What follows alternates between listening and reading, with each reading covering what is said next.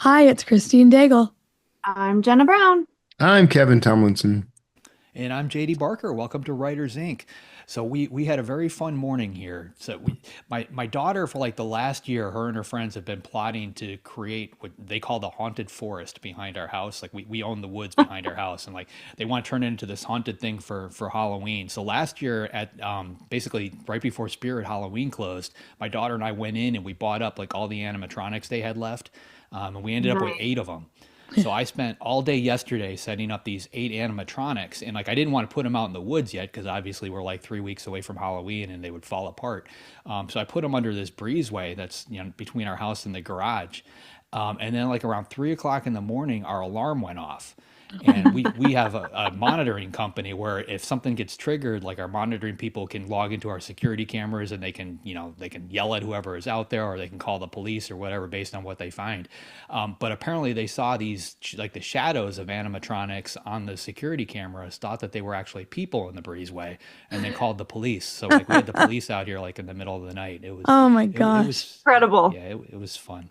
So mental note, I need to move those. I guess is the moral of this story after we finish up the podcast to make sure it Oh doesn't my happen again goodness. tonight.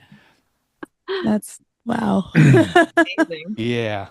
Yeah. And Did my you daughter, I was see? explaining to Christine before we started recording, like she's got this love-hate relationship with these things. Like when we go to the store, she doesn't want to go anywhere near them. Like she stands like halfway Yeah. down the aisle and makes me walk up and press the little button to make them go off. And like the other night, she had a bad dream where like they all came to life and they climbed up through her bedroom window. So like I'm not even sure why she wants these in the house, but like she's been pushing for me to set them up. Well, So because fear is an interesting thing, and Yeah. it's good that she's willing to wrestle with it. Yeah. You see, there's like a house in God, I want to say like North Carolina that has like they have like the fog machine and all the windows are like flickering and it looks like the whole house is on fire. And it's so realistic that the fire department keeps getting called. Oh Like boy. think that this house is on fire. that stuff does look real. So we've got a smoke machine we put on our front porch and another one that we put on the rooftop deck. So like we've got, and it kind of trickles down over the house. So it looks like fire. And I've got it's like a sound activated lightning thing that I set up in the windows. And I just turn Yeah. on, the news on a TV and like that's enough to trigger like random flashes of light. So it looks like lightning going on in the house. Um, Yeah. yeah, Halloween is fun. We It have a is good time fun. with it. It Yeah. Just is not at really not three fun. o'clock in the morning at the beginning of October. Well, no, that's not Yeah. fun, but All right. What's I going got on with you nothing to guys? add. Anything? Nothing to add. No. You got My, anything wow, are exciting you happening feeling this week? okay? nah, yeah, I'm fine. No, I'm tired. We've been people who listen to my other podcast and follow me on Substack know that Kara and I have decided to downsize, Yeah. and so we've been packing everything, and we're probably it's looking pretty likely we will be in the van, but we may not be in the van as full time as I thought we were going to be because we've got now like invitations to stay at certain places, and she has a an interior design client in Pittsburgh, so we get to stay in their guest house for like 3 or 4 months while the remodel happens. So, but then we're looking at maybe trying to get we've we've decided there's a place here in Austin called the Domain, and it's this like awesome outdoor town center mall thing. And they've got these great apartments that are all walking distance from like coffee shops and restaurants and shopping and whatever. So we went and looked at some of those over the weekend. We think we found the one we want, but it'll be like 6 months before we actually move into it. Nice. So yeah, That's cool though, because then you get a little break and do some travel. And that's what we're thinking. And we're downsizing and our overhead goes down with it. And so we'll actually be free to do a lot more traveling. We're looking at maybe trying to go to Greece at some point and you know, other things, but right now it's just a lot of packing. Man, you don't realize how emotionally attached you are to things until you start like breaking it down Oh, to sell it or discard it or I yeah. love it. I whatever. love getting rid of stuff. I don't know what's wrong with me. I We're like when getting I better can at it. go on and just pitch everything. Like I I haven't Because like seen you for a getting year out the door.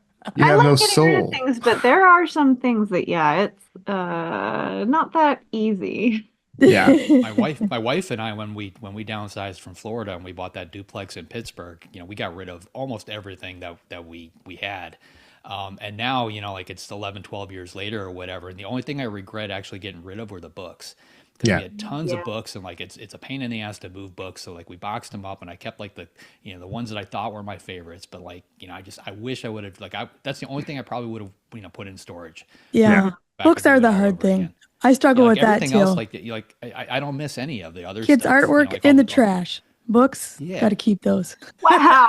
No, kid, no, that we've No, got boxes that we will I keep, have. but Mm-mm. yeah, but like trinkets and like all the junk that you fill up, you know, Yeah. around your house, This like all of that, the like you forget that detritus it of even exists. life. Yeah. Yeah. Yeah, like you don't need any of it. And what you're gonna find too is like, you know, or at least we did when we moved back into another house, you know, we didn't repurchase that kind of stuff again because like Yeah. you know, once you've been through that, you realize it is meaningless. Yeah. Yeah. Why spend $30 or $40 or $100 on this or that because you Yeah. don't care, you know? Yeah. And I mean, we're going from, you know, this place is like 2,500 square foot. It's just too big for two people in a Chihuahua, you know? So we are, we're committed. We're having the first of several garage sales next weekend. But we've been selling. Look, if you want to experience the ninth circle of hell, sell stuff on Facebook Marketplace because that people are insane and they do stuff like, is this still available? And you say yes, and then they just disappear. Yeah. Or they say, I'm really interested. Where do I pick it up? And you tell them and they disappear. So it's just, Have you had any ask you to bring it to them? oh, I've had 20 several. minutes away. Can you drive it over to me? Yeah, I've had several. And I was very explicit in my listings saying, look, you're going to have to pick it up, bring a truck. Last night, we had a couple come to get like this mat. We sold this like faux fireplace and a couple of bookcases and a coffee table to this couple. I said, it's a lot of stuff. It's big. Bring a truck, bring some help, bring some blankets. They showed up in a Kia. So, so they had to come back with a U-Haul. Yeah. But another couple showed up with a U-Haul. It was this massive U-Haul for like one item. They didn't have any rope, any blankets. So I'm like digging through my stuff, you know, because I know they're going to get it home all busted and broken and then blame me and try to get their money back, you know. Yeah. Yeah. So Wow. Fun times. on the flip side, I've discovered the joy of Venmo. I like Venmo a lot. All right, man. What is in the news? Well, first up, chaos at Baker and Taylor as Ingram adds staff in light of impending closure. Baker and Taylor is shutting down by January 1st after the ReaderLink sale collapsed. Layoffs are underway, operations are winding down, and it's unclear if orders will ship, refunds will be issued, or inventory will be returned, leaving libraries and more than 250 small presses suddenly without a key distributor. Inside Baker and Taylor, employees described chaos. 5 waves of layoffs began October 6th. Health insurance ended immediately, and staff say they have little guidance on the wind down or what to tell customers. Ingram is moving to absorb the fallout, adding 40 to 50 staff across operations, sales, and integrations, onboarding over 1,000 library accounts, and rolling out a new cataloging and processing system to get shelf-ready customers live in weeks. So I can vouch for this because Baker and Taylor is one of my distributors, and I have yet to Yeah. receive a single email explaining any of this. All Same. the information I've gotten has all come from third parties and you know news outlets. Yeah, Yeah. same here. It's concerning. Like the libraries are right now kind of in limbo, and it looks like Ingram is moving in to pick up some of that stuff. But yeah, I don't know. Yeah. I don't know what's happening. There've been Quite a coup for Ingram, though. Yeah, it's good for Ingram. Yeah, I think they're going to pick up quite a bit of business because of this. I haven't heard anything from Direct Digital yet, or maybe I have and I haven't noticed it, but I should reach out to them and ask them. But Baker and Taylor was such a big deal. Mm-hmm. It's just shocking the way this is being handled, though, man. I mean, it's not like they couldn't have known, and they were that dependent on the ReaderLink sale to save the day. I mean, employees are suddenly without insurance and Yeah. sudden layoffs and things. I mean, this is just, yeah, this is terrible. That's how this goes. Like the key employees, they know what's going on, so they start to bail before anything goes bad. And Yeah. then you're left with the people that don't know what's happening or the ones that don't know how to handle it. And then they start to bail. And before you know it, the lower level employees, nobody's told them anything. And they're just kind of stuck dealing in the aftermath. It's always Yeah. a mess when a company falls apart. Yeah. Yeah. Yeah. Well, look, my rule was always I get paid or I own stuff that was in my cubicle. That was always my rule. Computers, monitors, that stuff goes with Yeah, me until I get paid. that's actually a good point because the way Baker and Taylor works is like I have to invoice them to get paid, and Yeah. I usually do that on a monthly basis. And like I should probably hit them for Oh, one yeah. last check just to make sure. That's a Yeah. good point. Okay. Yeah. We need to look into It's that. on my calendar as like a to do thing, but like I don't think it's going to come up for like another 2 weeks or something. I should probably just do it now. Yep. This bothers me. All Yeah. right. So, what books do readers find most confusing? Aura Print scanned popular books on Goodreads with at least 50,000 reviews and counted how often readers use the word confusing in their reviews.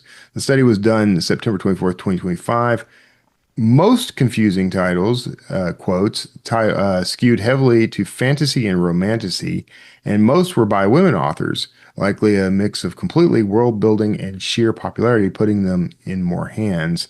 By contrast, romance and thrillers were least often called confusing.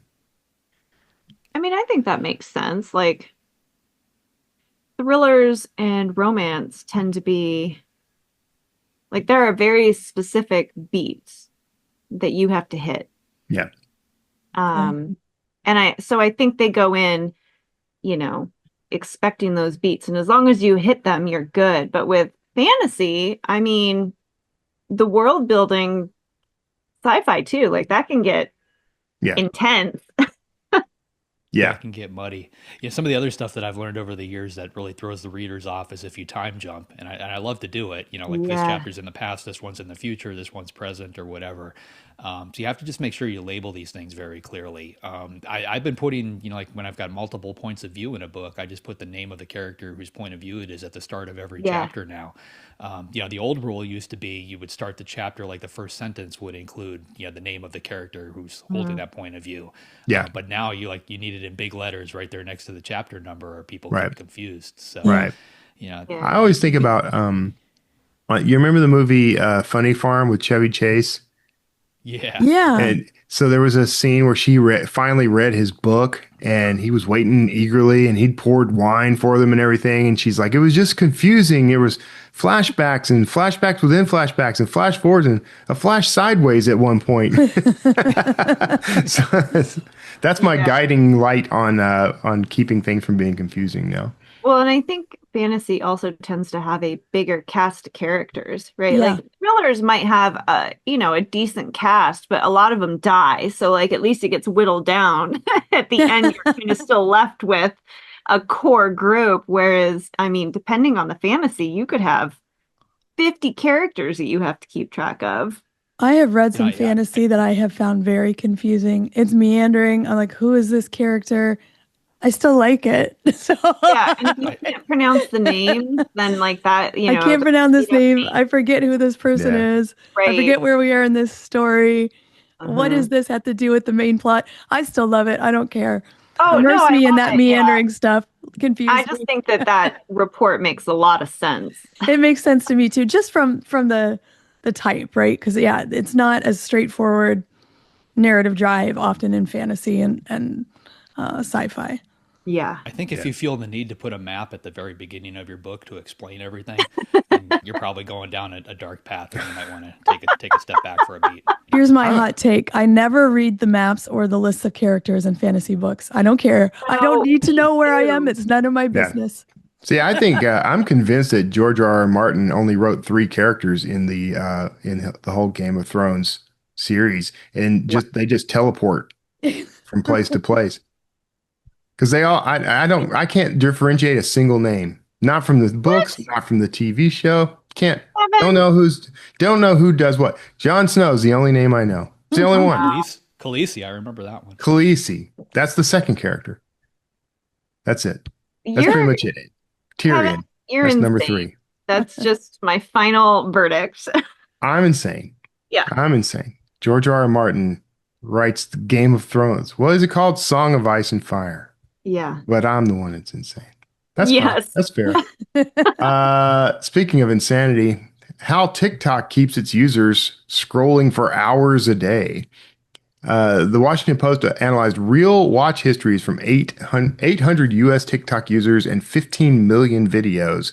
Light users doubled their time to about 70 minutes a day within months, while power users stayed at 4 hours plus. Habit formation can start roughly in 35 minutes. TikTok's endless personalized feed trains faster swiping and more frequent opens, creating binge and craving loops. Brain studies suggest stronger reward responses and lower self-control when the feed is tailored. If you want to cut back, turn off notifications, set strict screen time limits, or delete the app from your phone and use desktop only. Add friction and use social media actively to connect rather than passively scrolling. This is scary. Like it hooks you in 35 minutes. Like Yeah. 35 minutes. I'd love to see somebody's brain being monitored like live as they see TikTok for the very first time, just to see all this kind of stuff play out. Yeah. I'm trying to think of like if I've done this, because I've been on TikTok, I've scrolled TikTok, but I don't think I go for more like maybe 15 minutes or something a day at the most. And that's like just on the days that I use it. But I can't imagine, 4 hours. 4 That's hours. insane. 4 hours is a lot. I do know that when I'm tired, I will sort of be more susceptible to like just sort of like letting just that constant feed, just kind Yeah. of go and go and go. If I'm not like tired or burned out, it's very easy to walk away. But I do notice I have to be careful if I'm very tired. Yeah. Yeah.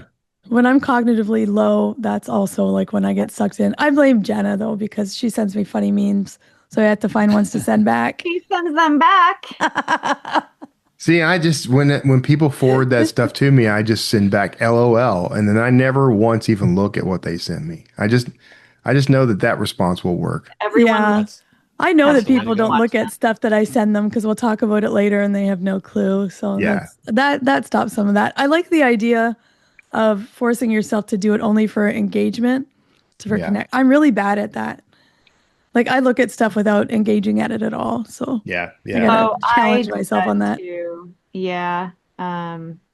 Yeah, That like idea I'll of- send things to you, but I won't like them. I don't And like then it either. I'll send you it. catch Yeah. myself and be like, why am I not? I don't know.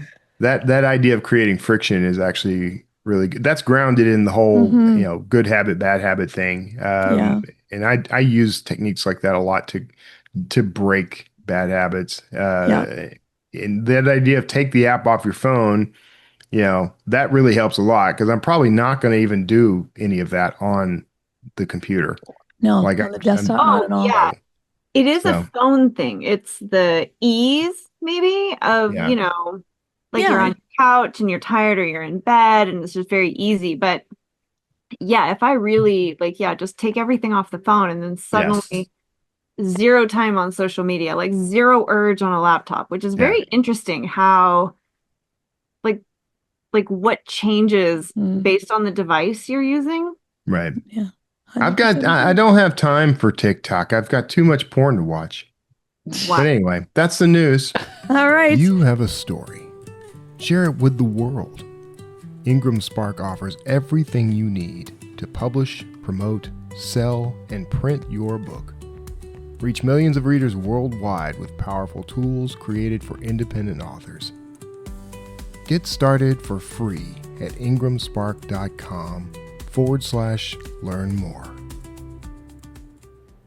Yeah, JD, who's up this week?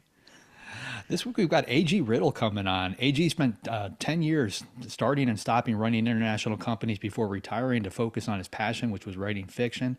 He's the author of 13 novels that have sold over 6 million copies worldwide in 20 languages. He's kind of one of those guys that seems to have a crystal ball and knows what's going on in the publishing industry. I'm curious to hear what he's up to. A.G. Riddle.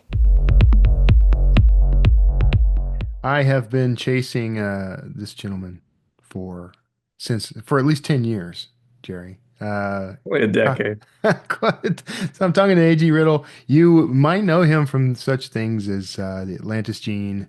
He's a, what would you classify yourself as? A sci-fi thriller writer? Is that a thing? I think sci-fi thriller is fair. I mean, some of the stuff a little more sci-fi than thriller, but yeah. Yeah. What do you consider yourself when in your head when you're thinking about your career? What is it that you think? I guess sci-fi thriller, although I think that early in my career is maybe a little more sci-fi thriller, maybe a little more sci-fi now. Yeah. I don't know. I mean, the last couple have been pretty sci-fi. Yeah. Yeah. Well, a lot of your work is Quantum Radio was right. Did I get the title right? Yeah. So Yeah, yeah. okay, yeah, yeah. I read that recently-ish, I guess, right after it came out, and that one's got that very I strong saw your sci-fi one-star thing. review. Yeah, thanks. Yeah, Yeah. yeah, yeah. Not enough quantum in that is what I was thinking.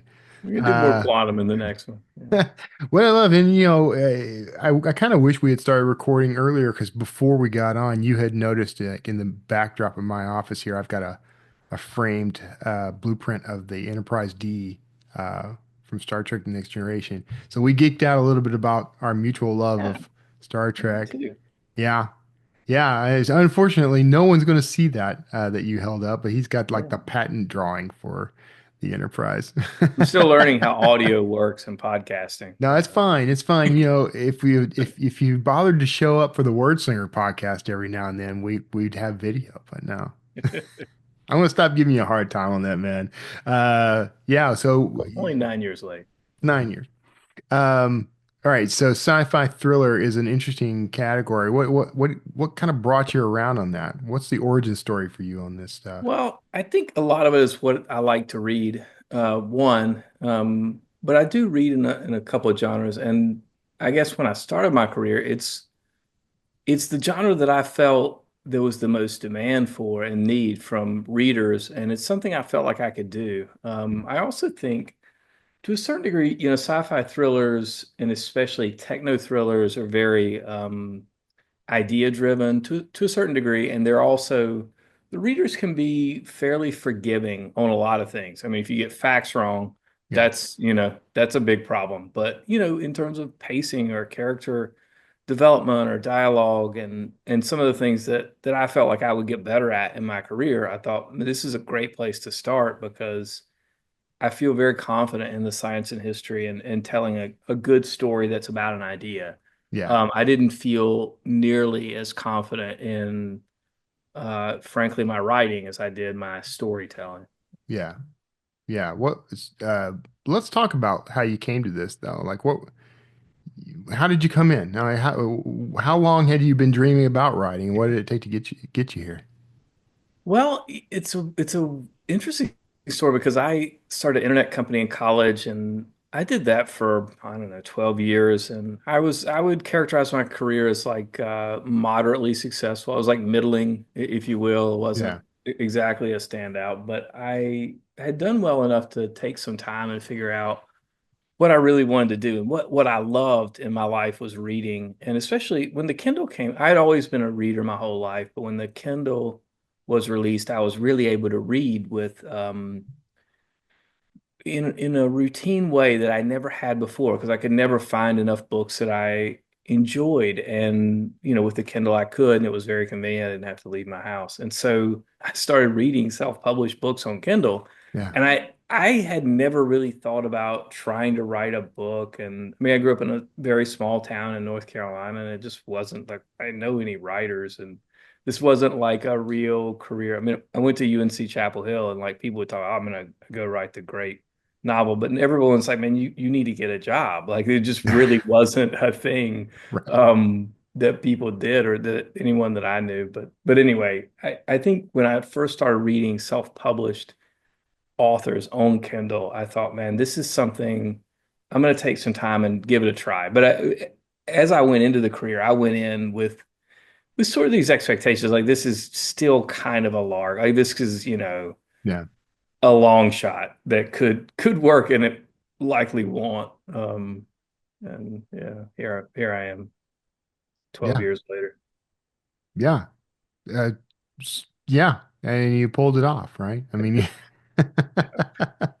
My wife is still very surprised. Really? Yeah. No, Good to have this faith of the spouse behind you.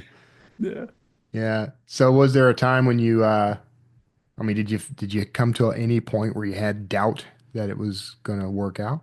Early, there was a lot of doubt. I mean, I would write and I was, I think self-aware enough to know that this writing is not good writing. Like Mhm. my first attempts, I was like, man, if this is it, if this is as Yeah. good as I get, it's never going to work because this just doesn't feel like, top level work here. And so Yeah. that's why it took me 2.5 years to write the first book because I rewrote that book. I don't even want to think about how many times, but just, reflecting on, where do I need to improve my craft and what's working about this. But it was Yeah. a real learning experience. It was arduous. I mean, it was a tough time. Did you have like that moment where you wanted to turn back? Like, forget it. Probably a few. And I mean, probably, at 4 o'clock on a lot of days, I was just like, oh, what am Yeah. I even doing? And Yeah. I really got to a point where I was like, man, I've got to release this book to see if, there's anybody out there and if this is going to work. And I mean, that's pretty much what I did. Yeah. I mean, what were some of the hurdles, like creatively and professionally? What were you doing before you started this? What was the Well, job? we had the last internet company we did was called Redeemio, and it was this aggregator of daily deals. This Okay. completely dates my career. Yeah, I yeah. send you an email with all the Groupons and Living Social and whatever else, so if you were in some hot yoga around 2010, maybe Yeah. it helped you get in there for 50% off or something. But Like those uh, coupon books they sell you. Is it kind yeah, of like that? it Yeah. was pretty much a digital coupon book. But Yeah. I mean, and then I was doing nothing, and that's when I started writing. I mean, I did that full Hmm. time for years. Did you ever have moments where because I've done this a time or two. There's moments where I kind of hit a wall and don't know how I'm gonna get past it. Did you experience what was it like starting out? Did you have moments like that? Well, early on, I outlined the book very heavily because I was scared of Okay. this specifically. I was like, terrified that I would write a lot of the book and the ending wouldn't be there. And it would just be like, oh, now I've really wasted my time. Yeah. It's like, and I'm going to have to start over.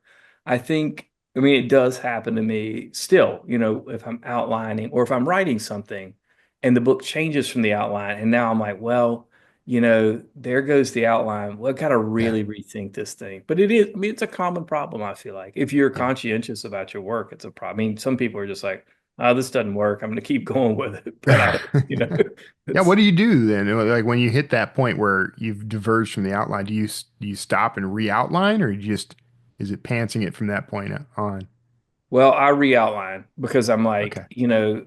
because inevitably, well, first, I think my process has changed a little because of this issue we're talking about. Like, my first outlines were really, really detailed. And I found that along the way, I got to know the characters more, or some things that I thought were going to work just didn't on the page, didn't really feel Yeah. authentic or believable. And it's like, man, this does not work. And so I'm going to change it. And so now my outlines are a little more broad. Like I do the research and like I know what that is, and I know Yeah. who the characters are and what the story is.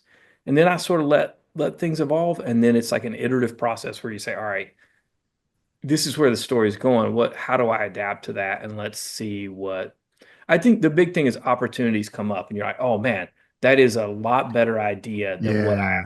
what I was planning to do. So I'm not going to do the thing that is not as good as this just because it's on this outline. I'm going to Yeah. go do the better idea. And I think that's what creates a lot of the work. But So- it's all And right. so, and so from that point, I mean, since you're re-outlining, I mean, how has the initial outline process changed through this? Like, does this re-outlining thing that do you go in knowing that you're probably going to do that? And does that change anything about how you initially It outline? does. Yeah. Yeah. And I think I mean, the outlines are a little more broad. And they're, I think allow for this sort of discovery process or whatever you would call it. But Yeah. yeah. Um, Yeah. I like discovery.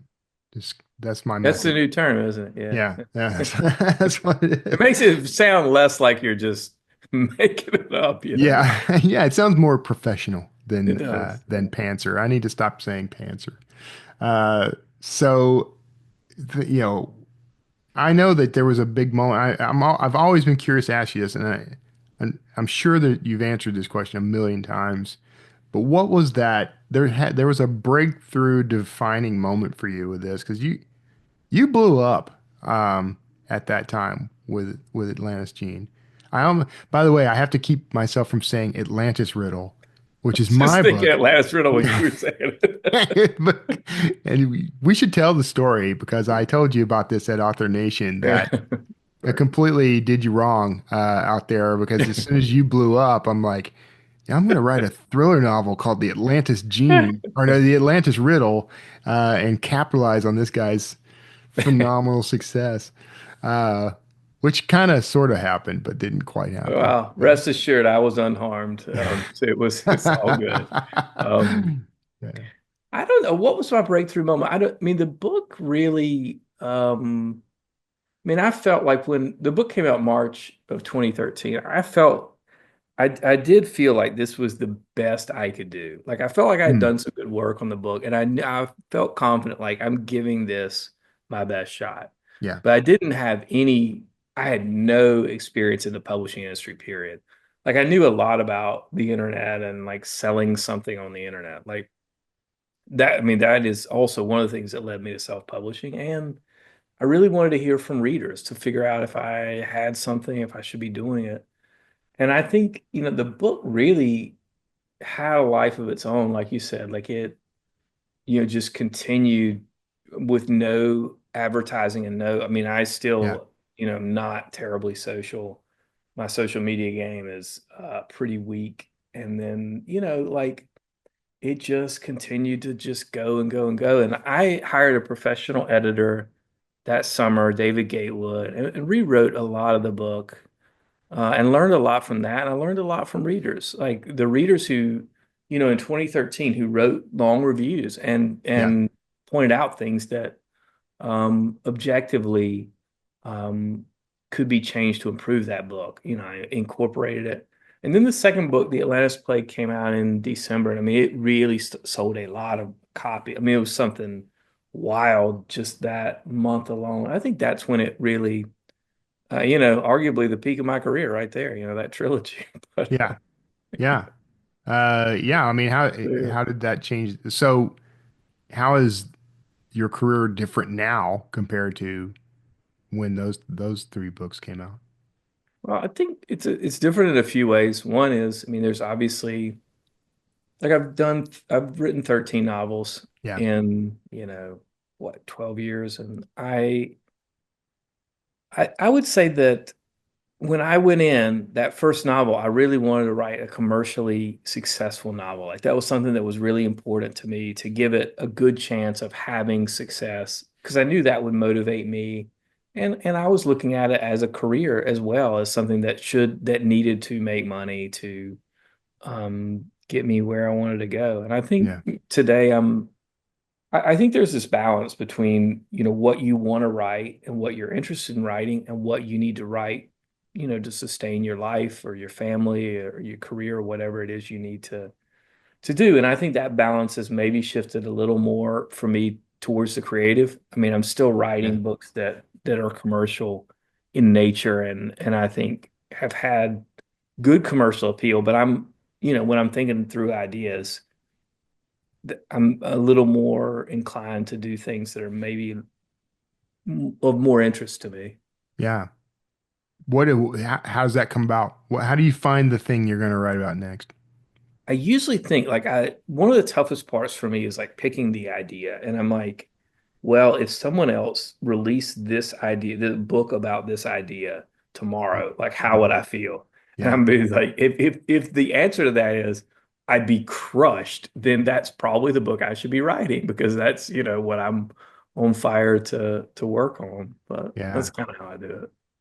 Yeah. That's The FOMO, I guess, yeah, no, I like that process. approach, man. That's a great approach, because I don't think I have as great an answer to that question as as you just gave, honestly. So what do you think if you were to start describing your process to your readers, what about your whole creative process do you think your readers would find most surprising? Well, I think I hope that readers would say that the novels seem very well thought out and plotted, and that, Mhm. you know, everything seems, you know, by the time you get to the end, you realize things about the first half that are just shockers, that, you know, you get Mm. there, there's these big twists and these big ideas.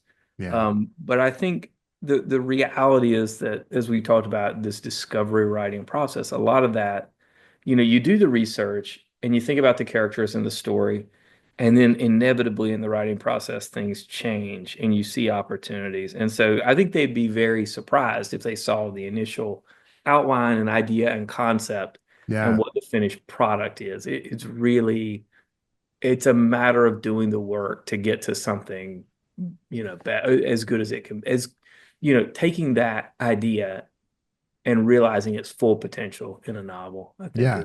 is work. But That would be an interesting thing to release to your readers actually. The show them what the original outline looks like compared to like what the end result was. That'd be I think that'd be interesting. Maybe only writers would be interested in that. and maybe no one, but And yeah, it'd be maybe no like one. I would be. iPhone pictures of a napkin and a bunch of Post-its and, you know, Shoot, I'm all coffee over that, man. rings. Yeah, no, I'm all over it. So, once you sort of broke out and had success, what was it that changed about your writing approach? Well, I think I was like, when I first started writing, I had a lot of ideas that I wanted to go after, and I actually think if the book hadn't, you know, had just been sort of less successful, I probably would have done more science fiction, or probably veered more toward, um, you know, other ideas. But because I had had something that was really successful, I wanted to write something at that point in my career. I wanted to write books that were more in line, that I thought readers would like, because of Yeah. the expectations were pretty high. Like my fourth novel, Departure, which was a standalone, really was a bit of a departure from what I had written, but it was, in terms of the way it felt and sort of this driving narrative of this big scientific mystery, was essentially, um, I had hoped something that the existing audience would like. So I think if you're lucky enough to build um, an audience, I think you have to think very critically about, keeping those folks happy and Mhm. balancing your happiness with what their expectations, you know. Yeah. Yeah. I mean, has there been something that you thought, I want to write this because my audience is going to love this, and then it didn't seem to hit the way you thought it would? Yeah, there's been a few. I would say in certain, quantum radio, which we were talking about before the Yeah. thing, audio just didn't seem to do very well. I still don't really understand that, but I would say, nothing stands out that was just like, man, that was a real bomb. And I mean, I think if you talk to any given reader who reads my work, they would say, all right, well, this was my absolute favorite. But this one was just not for me. And I think that, Mm. that's pretty natural, especially with, my books have been, there's some range there. I mean, some Yeah. are like Pandemic is more of a thriller Yeah. and maybe a little less sci-fi. And Yeah. incidentally, if you're going to release a book like that Yeah. 3 years before a pandemic, And just be aware that you're going to have some problems with advertising it. You're going to yeah, have people coming up accusing you of profiteering from the pandemic. I I was Yeah. gonna ask because I mean I remembered that during all that I think didn't it have kind of a spike during the Yeah, pandemic? I mean, Yeah. people were reading the book. Yeah. Yeah. Yeah. Yeah, I know, but yeah, you couldn't have predicted that, but man, talk about coincidence. Not coincidence, I guess. I mean, it's not that unheard of to write about a pandemic, but to call it Right. pandemic and then Well, Same I mean, I how. wasn't feeling creative that day, but I couldn't come up with anything more. No, it worked out great. I mean, it's kind of an argument for, name things what they are. Yeah. You never know.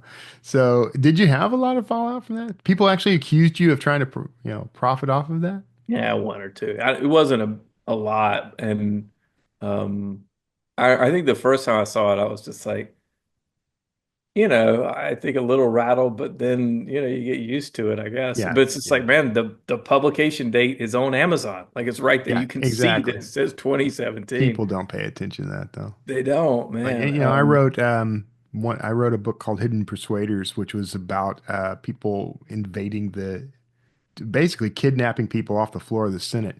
And like 3 months later was January 6th. So I had interesting email. Yeah, I bet you did. I bet So you did. Uh, maybe if I'd called it insurrection, I might have actually made more money on that book. it's not too late to change it. I could change it. Yeah, I don't know if I want to go that route, but so um, as you've progressed here, I mean, when you're looking back, how do you think your work today stacks up to, when you first started? God, I hope it's better. I think there, but with that being said, there is something about your early work that is just like, I don't know. I guess we all carry a little baggage in this career. You've just been kind of kicked around a little bit, and then you got Yeah, a lot of voices in your head, and a lot of, you have, I think, conflicting interests to some degree as you go deeper in your career. That when you're starting out, everything is a lot more simple. Actually, it's a yeah, lot harder to get started than to, I think, sustain a successful career. But I think um, it's a blank canvas. Like yeah, you can define your brand. You get that first chance to make a first impression. yeah, And I think there's something very enviable about that. But I hope that the work is better.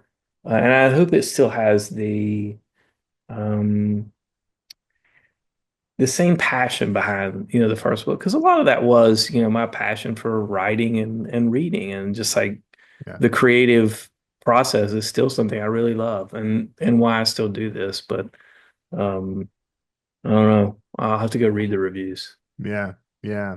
What do you think? Like, I don't know. I think I've danced around this and haven't actually asked you, like, what do you think that it was that made that first book hit? Like, why that one over anything else you could have released?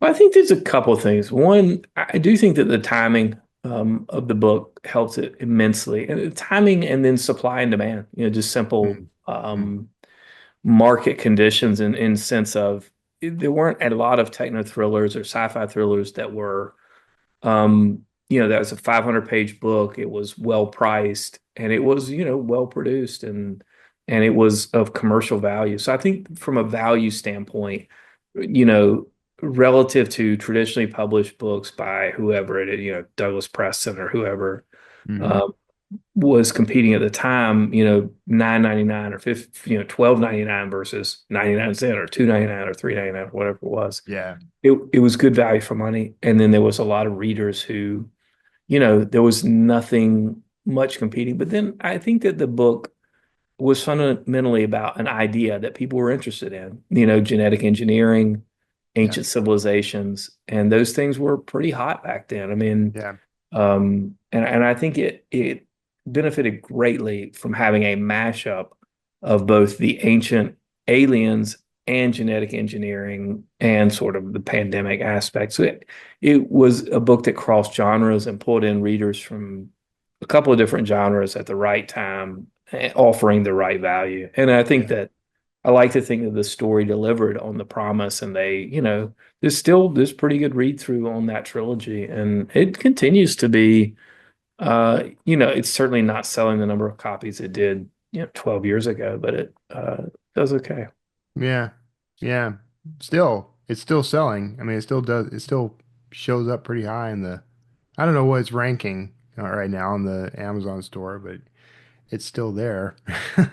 Yeah, we're still What's able to the buy diapers here. So, There you go. What's the current book? What's the newest thing out right now? I guess it's Antarctica Station, but that's been Yeah, over a year ago. Yeah. yeah. You're working on something new, Yeah, hopefully. I've got a book finished, but I keep kind of fiddling with the end, just thinking, I don't know. My problem is I had a better idea for the ending. And I was like, okay, I gotta go write this thing now. That's It's like, at least you had it before the book released. You know, yeah. the real kicker would be like, oh, that book's been out for a month and I got a better idea for the ending. Oh, that'd be torture. Oh Yeah, I man. mean, you gotta turn the page, if you will. It just if once it's in the wild, oh man. I mean, I See, obviously the last Gene, I did a ton of rewrites. I didn't change the ending, but yeah. uh, See, you could capitalize on that though. Just write the alternate ending and say, for 99 cents, here's the alternate ending, you know? yeah, you could try it. There you go. Yeah, that's cool, man. Yeah. What is let's talk about the mechanics of this thing a little. Like what's your actual writing routine? Do you write every day? I do. Oh, I try to. If I'm Yeah. drafting something, I really like to write every day. I find that if I don't, it's pretty frustrating, and I find that the work is not as good if I don't write every day. I get about anywhere from 2 to 4 hours. Like once I wake up, the morning time is my best time to write. Yeah. And then after, say, 2 to 4 hours, it's just not quite as good. So I'll just go and, have lunch and then I try to do admin stuff in the afternoon. And I try to Yeah. keep up with the kids. I mean, I have a son in preschool. So, seeing what my wife needs and inevitably like this stuff that comes up. And Yeah. that's kind of my day.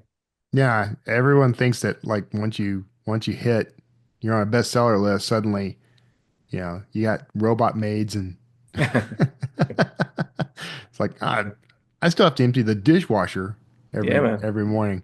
So yeah, Exactly. I want my robot maid. Uh, so the one you're working on now is this. I mean, I'm assuming it's in the same genre. It seems like everyone I'm talking to right now has a book that's outside their. Like James Oh, Rowland's really? writing fantasy and stuff now, Oh, right. and This one is, yeah, I mean, it's a techno thriller. The book is called Labyrinth, and it's about a widowed Marine veteran who has tinnitus, and so he hears this ring in his ears. And when he hears the ring, he sees a sequence of numbers, and he figures out that he's not the only one seeing this sequence of numbers, and they Hmm. lead to this global conspiracy. Oh, okay, I mean, it's all been right, done 100 times, so I'm just kind yeah. Well, not quite that flavor. I mean, of, I was there's kidding. Lost. They had the Yeah. whole numbers. And we used them. I'm using the lost number sequence, so that should be Are you familiar. really? That would be No, amazing. That would be amazing. we've got all new numbers, and they mean something else. I got you. And there's That's no cool, island. man. There's no island. Yeah, yeah, I know. Lost ruined things for a lot of us, actually. Oh, Like, oh, you took all the tropes and you jammed them together in this thing that you didn't even pay off by the end. oh, Yeah, well, well, cool, man. Well, we'll go. We're gonna go ahead and have to wrap up, but uh, when's that? When you got a projection on when that new book's oh gonna be? man, You yeah. still got to come up. You still got to rewrite the ending 5 times. So, This is gonna get me in trouble. I thought it would already be out, but I have to coordinate with well, I have to do this rewrite, and then I have to coordinate with the audiobook publisher, but probably this summer, I would guess. okay. Yeah.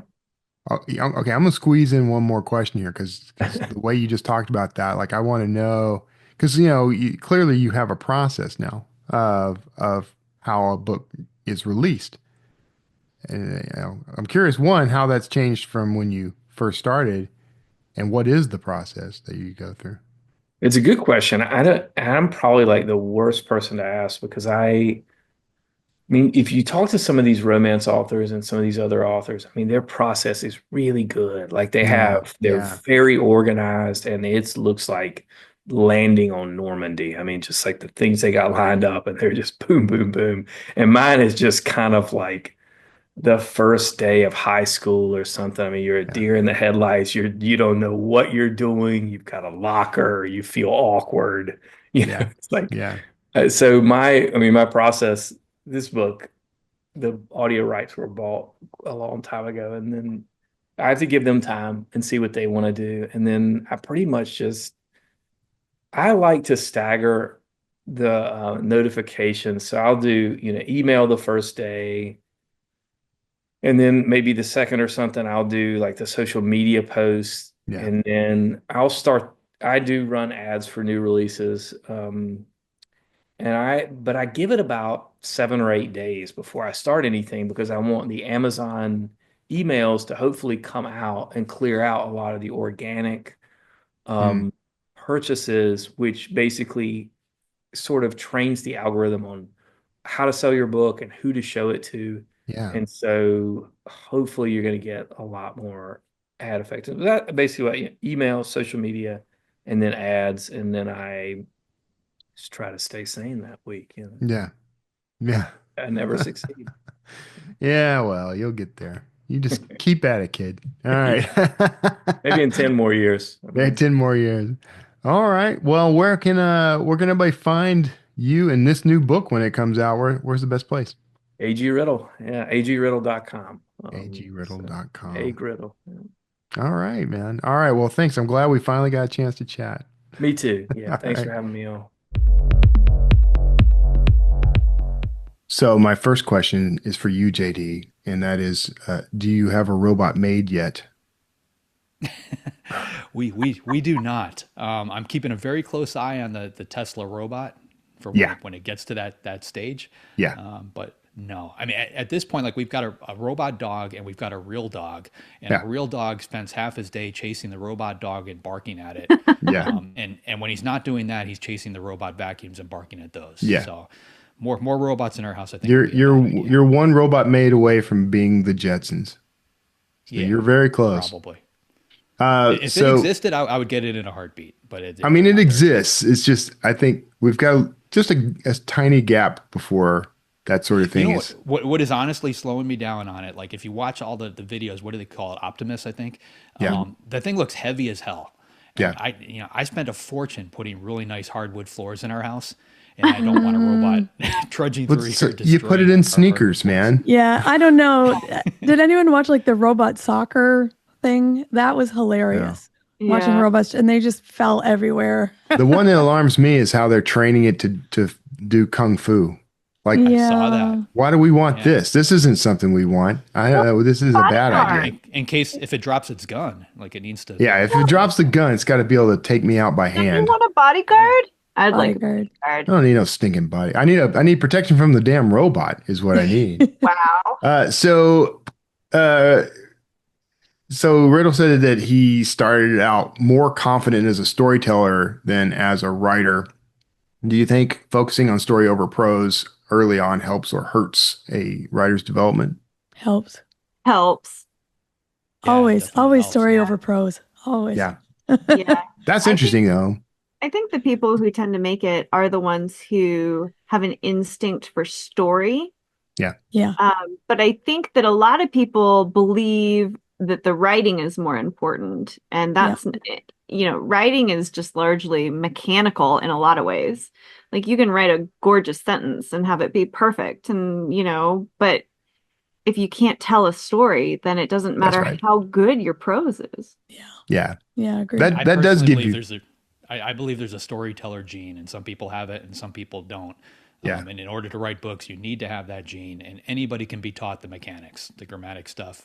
Yeah. Anybody can be taught that portion, but you can't be taught how to tell a story. Well, and I was thinking about this the other day. This is why I'm not so worried about AI taking over writing and booting me out of a career. And that is, humans can improve like through repetition, through practice.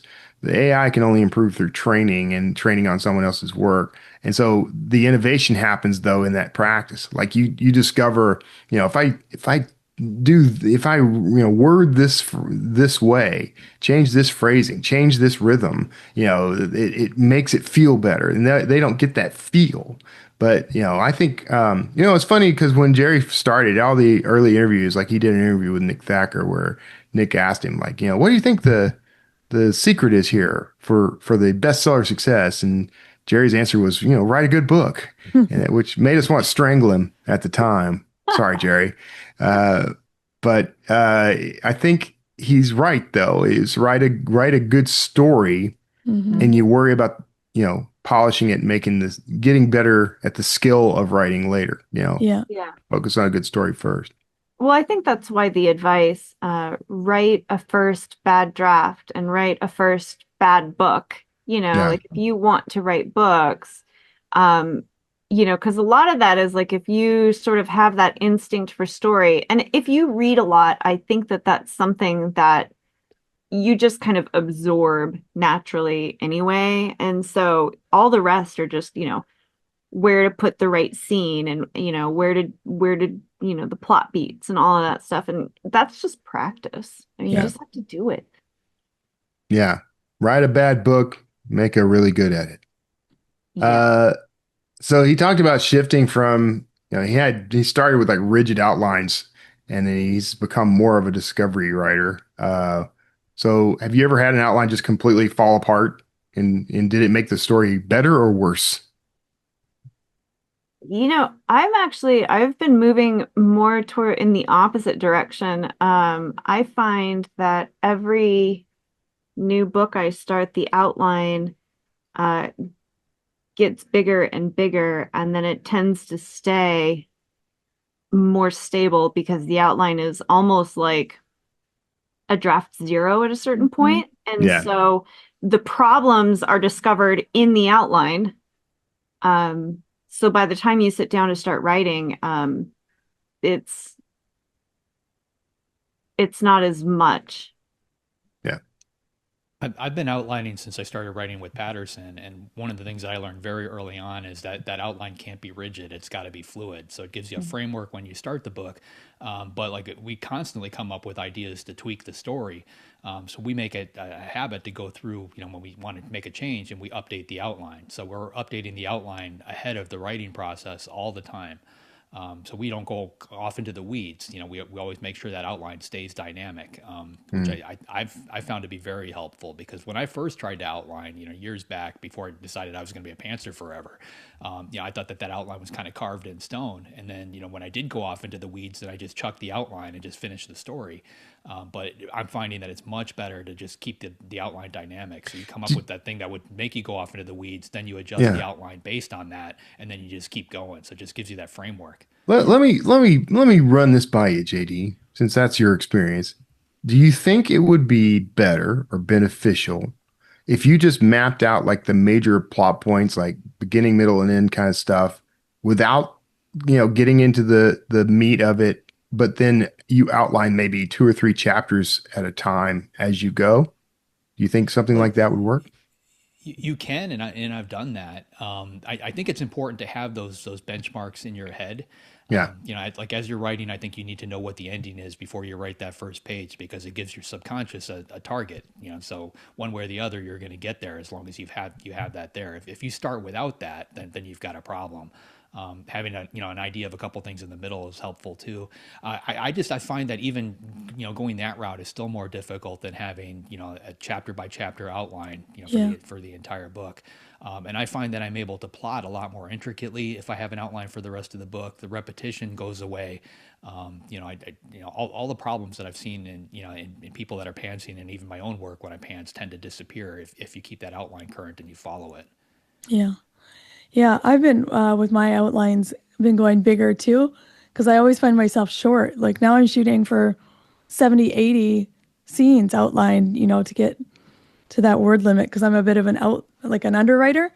So I need 70 or 80 scenes outlined before I start writing, or I know I'm going to be short on word count. So that's Yeah. been Yeah, well, interesting. it Yeah. comes in handy for that too, because I actually had the opposite problem. I used to always overwrite. Like Yeah. every one of my books would end up 140 to 160,000 words, and I have to take stuff out. But Yeah. when I've got that outline on paper, I know if I've, X number of chapters is going to equal X number of words, and I can keep it right on track.